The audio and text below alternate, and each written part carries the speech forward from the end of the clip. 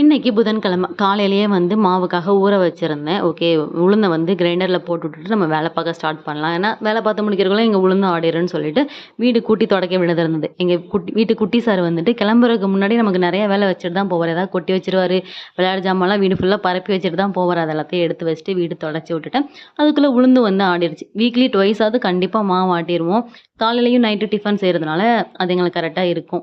அதுக்கப்புறம் வந்து உளுந்த தோண்டி வச்சுட்டு, நெக்ஸ்ட்டு அரிசி தான் ஆட போட்டுட்டேன். அரிசி ஆட போட்டுட்டு, கொஞ்சோண்டு துணி வந்து கையில துவைக்கிறதுக்காக ஊற வச்சிருந்தேன்.